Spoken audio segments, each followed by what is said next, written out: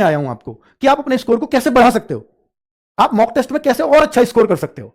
तो इन बातों को बिल्कुल गौर दीजिएगा कि क्या आप फुल अटेम्प्ट करते हैं, कभी भी कोई मॉक टेस्ट देते हैं तो क्या आप अपना अटेम्प्ट पूरा रखते हैं। मतलब मेरा ये कहने का मतलब है कि आपके 80 क्वेश्चन आते हैं तो अटेम्प्ट 80 के 80 करिए। क्यों कह रहा हूं ऐसा, अगर आपकी 1/4 की नेगेटिव मार्किंग होती, मैं कभी नहीं कहता, क्योंकि आपकी नेगेटिव मार्किंग 1/8 की, आपके सर 0.25 है हमारे यहां भी, तो भाई आपका क्वेश्चन 2 नंबर का है और 0.25 कटता है तो 1/8 की नेगेटिव मार्किंग है।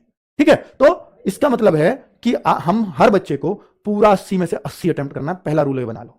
और मैंने बताया कि सर अब 80 में से 80 अटेम्प्ट करें, आते हमें 70 हैं, 10 पे तुक्के मारे, 10 के 10 गलत निकल गए तो 10 के 10 कभी गलत नहीं निकलेंगे अगर आप 10 क्वेश्चनों पे सेम ऑप्शन लगाओगे। कि आप ये जान लो कि मुझे जितने आते हैं मैं उतने करूंगा, उनको करने से कोई नहीं रोक रहा आपको। अब उन 10 क्वेश्चनों में या तो सब पे एक सा ऑप्शन लगाओ, ए लगा दो सब पे, या बी लगा दो सब पे, या सी लगा दो, या डी लगा दो। तो अगर आप केवल एक ऑप्शन भर देते हो सारे में, जो आपको नहीं आता मुझे उसमें ये भरना है, पहले डिसाइड करके जाओ। और ये वही मत करो डायरेक्ट, मैं कहता हूं यहां मॉक टेस्ट में करके देखो और आप देखोगे कि सर मेरे मोस्ट प्रोबेबली क्या होगा, 2 क्वेश्चन 100% सही निकलेंगे और 3 क्वेश्चन ऐसा करने से 3 क्वेश्चन मतलब 50% ये हो सकती है संभावना। ऐसा कभी बहुत ही खराब किस्मत है तो शायद एक क्वेश्चन पे जाए, वैसे ऐसा नहीं होगा क्योंकि 4 ऑप्शन है तो 1/4 की प्रायिकता रहती ही है हमेशा। तो मैं ये मानता हूं कि भाई आप वर्स्ट सिचुएशन पे भी चले गए 2 क्वेश्चन, तो 2 क्वेश्चन अगर आपके आए तो 4 नंबर आपको मिलेंगे, लेकिन आपके 8 गलत हो गए इस केस में, तो 8 गलत के आपके पता कितना नंबर कटेगा, 8 गलत के आपके कितने नंबर कटेंगे, क्योंकि एक गलत पे 0.25 कटता है, 8 गलत पे 2 नंबर कटेंगे आपके, 4 मिले 2 कट गए, तो कितने नंबर, 2 नंबर का फिर भी फायदा हुआ। और यही वो 2 नंबर हैं जो आपको बहुत ऊपर ले जा सकते हैं, क्योंकि 0.25 नंबर में आप लाखों बच्चों को पीछे छोड़ते हैं, लाखों को।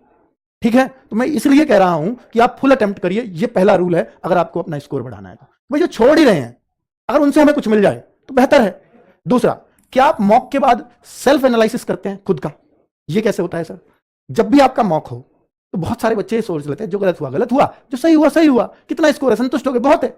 कभी मत सोचो ऐसे, आप देखो कि मेरा कौन कौन सा प्रश्न गलत हुआ है। आप ये मानते होंगे जरूर कि मेरा रीजनिंग बहुत स्ट्रांग है, या मेरा हिंदी बहुत स्ट्रांग है, मेरा मैथ बहुत स्ट्रांग है, जीएस को भी कोई लोग कहते होंगे, तो आप ये एक्सपेक्ट कर रहे होंगे मैं इतना तो करूंगा ही सब्जेक्ट में। तो आप फिर ये देखो कि जो आपका स्ट्रांग सब्जेक्ट है, स्ट्रांग का मतलब होगा कि 19 या 20 पूरे मार्क्स है मेरे, वो स्ट्रांग आप कहिए कि या तो आपका 18 स्कोर आता हो, या 19 आता हो, या 20 आता हो। अगर आपके स्ट्रांग सब्जेक्ट में भी आपके 17 या उससे कम स्कोर आता है तो मैं कहूंगा आप नुकसान में है, इसको बढ़ाइए। तो 17 से आप ऐसी कट ऑफ जाती हो, उनमें सिलेक्शन लेना मुश्किल होगा, और 17 करने लायक पेपर आता भी नहीं है। अगर आपका स्ट्रांग सब्जेक्ट है तो आप 19 या 20 ही करने चाहिए। ठीक है, तो मैं आपसे कहूंगा कि आप उन गलतियों को आप देखो कि जो आप ये मानते थे कि मैं रीजनिंग में तो 19-20 ही करूंगा, तो मेरे रीजनिंग में 17 क्यों हुए, ये 16 ही हुए हैं, तो मेरी गलतियां कहां कहां हुई हैं।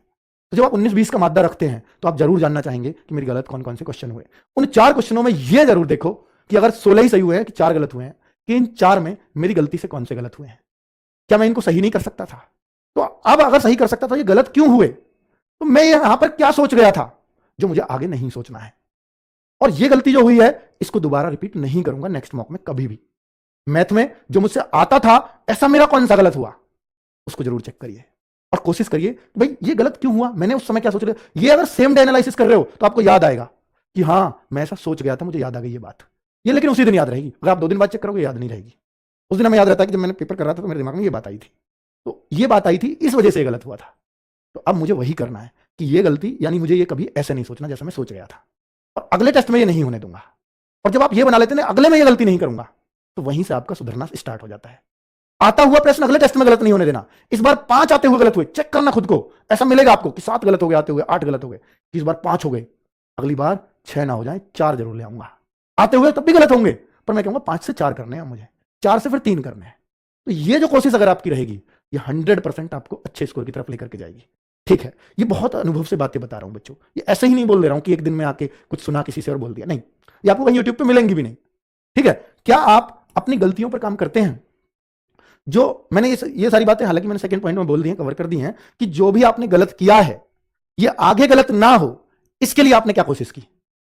या तो देखो कि मेरा ये फेवरेट चैप्टर था, ऐसा होता है ना कई बार कि भाई मेरा ये फेवरेट चैप्टर था परसेंटेज मैथ्स में, और मैं ये पूरा एश्योर्ड हूं कि मैं परसेंटेज से कभी क्वेश्चन गलत नहीं होने दूंगा, मैं एश्योर्ड हूं, तो फिर ये परसेंटेज का गलत क्यों हो गया? अच्छा, तो इसमें ये गलती की थी, यानी ये चीज मेरी ये टाइप अभी वीक है, इसको मुझे थोड़ी प्रैक्टिस और कर लेनी चाहिए। ये होती है अपनी गलती पे प्रैक्टिस। अब मैं देखता हूं कि मैंने प्रॉफिट लॉस में या मैं रेशियो प्रोपोर्शन में सिक्के वाला प्रश्न गलत हो रहा है मेरा, पिछले में भी गलत था, इस बार भी गलत था। भाई 10 तो प्रश्न ही है सिक्के वाले, 2 तो टाइप ही है पूरी, और बार बार प्रश्न गलत हो रहा है, क्यों ना मैं उसको सीख लूं। इतने अच्छे संसाधन है यूट्यूब पर, जरूरी थोड़ी आरडब्ल्यू से आप सिक्का डालो, सिक्के वाले प्रश्न, बहुत अच्छी अच्छी वीडियोस आ जाएंगी, हो सकता है वो डाउट आपका उसी दिन दूर हो जाए और अगली बार कभी गलत ना हो, और उसकी वजह से मेरे 2 नंबर बढ़ गए मैथ्स में। तो ये इससे अच्छा क्या है? आप गलतियों पे काम करना शुरू करोगे ना तो आपका स्कोर 100% बढ़ना शुरू हो जाएगा।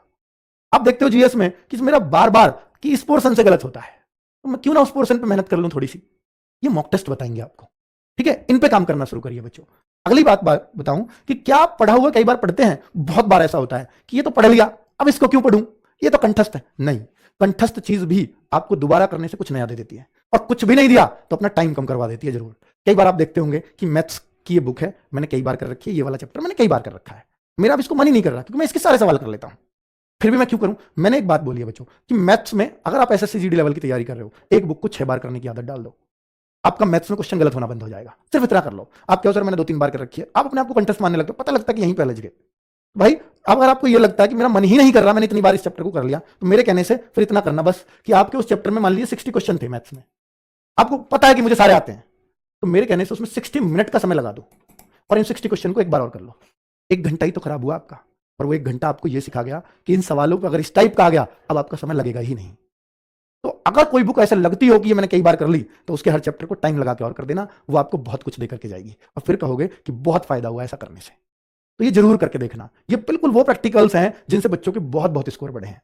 रीजनिंग में ये चीज कर सकते हो कि मुझे ये चैप्टर पूरा आता है, तो भाई आप इसके 50 क्वेश्चनों 50 मिनट लगा दो ना, बस 50 ही मिनट तो जाएंगे, चैप्टर खत्म हो जाएगा। मैथ्स में टोटली 14-15 चैप्टर हैं, 14-15 घंटे में पूरी बुक हो जाएगी।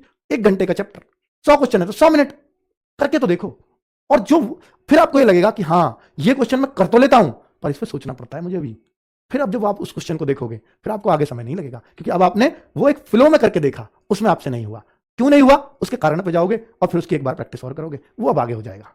तो ये चीज है जो आपको औरों से अलग रखेंगी, ठीक है? क्योंकि आप पढ़ा हुआ नहीं पढ़ते, ये सबसे बड़ी गलती होती है, और इसी वजह से सिलेक्शंस नहीं होते। जीएस में भी हम कई बार करते हैं कि पढ़ा हुआ हम नहीं पढ़ते। मैंने बोला कि 5 से 6 बार अगर जीएस का कोई चीज रिवीजन आपने की कि आज पहला दिन है ये पढ़ता हूं, दूसरा दिन तो पहले दिन का रिवीजन, तीसरा दिन तो पहले दोनों दिन का रिवीजन, चौथा दिन तो पहले 3 दिन का रिवीजन, तो जो पहला चैप्टर है वो 6 बार जब हो जाएगा उसको छोड़ दो। फिर दूसरा चैप्टर वो 5 बार हो चुका है, 1 बार और पढ़ोगे, दूसरा भी छोड़ दो। हर दिन एक चैप्टर खत्म होता चला जाएगा, और जो 6 बार जो हो गया वो जीवन भर के लिए कंठस्थ हो गया, ये माना जाता है, ये साइकोलॉजी है, ठीक है? चलिए, तो ये चीज आजमा करके देखो अपनी रियल लाइफ में। अभी वो समय है पढ़ा हुआ पढ़ने की, ठीक है? अब नया पढ़ने का बहुत समय नहीं है आपके पास। जो चैप्टर नहीं आता उस पर काम करना बंद करो, जो आते हैं उन पे काम करो, तो सिलेक्शंस होंगे, ठीक है? क्या बुक पर कभी समय लगाया? तो ये पॉइंट मैंने बता दिया कि भाई बुक के हर चैप्टर पर समय लगा करके करिए।